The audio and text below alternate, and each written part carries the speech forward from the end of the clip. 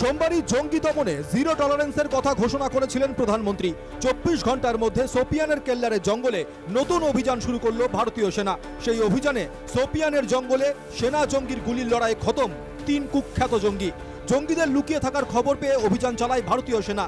কেল্লারের জঙ্গলে তল্লাশির সময় জওয়ানদের লক্ষ্য করে গুলি চালায় জঙ্গিরা। যৌথ বাহিনী পাল্টা গুলিতে খতম 3 জঙ্গি। 13 মে 2025 তারিখে রাষ্ট্রীয় রাইফেলস ইউনিটের সুনির্দিষ্ট গোয়েন্দা তথ্য ছিল সোপিয়ানের শোয়েকল কেল্লার এলাকায় সন্ত্রাসবাদীদের উপস্থিতি সম্পর্কে।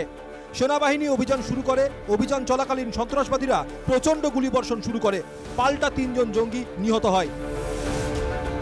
নিকেশ হওয়া 3 জঙ্গির মধ্যে 2 জনের পরিচয় জানা গিয়েছে। 2 জনই লস্করের সদস্য বলে জানা গিয়েছে। জঙ্গিদের হাতে AK-47 ছিল বলে খবর। বিপুল পরিমাণে কার্তুজ উদ্ধার হয়েছে। প্রশ্ন উঠছে, এত অত্যাধুনিক মানের অস্ত্র বিস্ফোরক তাদের যোগান দেয় কে? শাহিদ কুট্টে সোপিয়ানের বাসিন্দা। 2023-এর মার্চ মাসে যোগ দেয় লস্করি তৈবায়। ড্যানিশ রিসর্টে গুলি চালানোর ঘটনায় অভিযুক্ত শাহিদ কুট্টে। হীরাপুরের বিজেপি পঞ্চায়েত সদস্যকেও খুনে অভিযুক্ত শাহিদ। কুলগামের টেরিটোরিয়াল আর্মির কর্মীদের খুনেও অভিযুক্ত শাহিদ। দ্বিতীয় জঙ্গি আদনান সাফিদার সোপিয়ানেরই বাসিন্দা। গত বছর অক্টোবরে যোগ দেয় লস্করি তৈবায়। ওয়াচিতে শ্রমিক খুনে অভিযুক্ত আদনান সাফিদার। পেহেলগামে জঙ্গি হামলার পর 3 সপ্তাহ হতে চলল। এখনও হামলাকারী জঙ্গিদের হদিশ মেলেনি।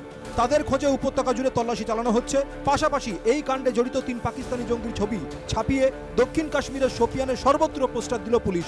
শুধু তাই নয়, জঙ্গিদের হদিশ দিতে পারলে 20 লক্ষ নগদ টাকা পুরস্কারও দেওয়া হবে বলে পুলিশের তরফে ঘোষণা করা হয়েছে। Bureau report, NKTV Bangla.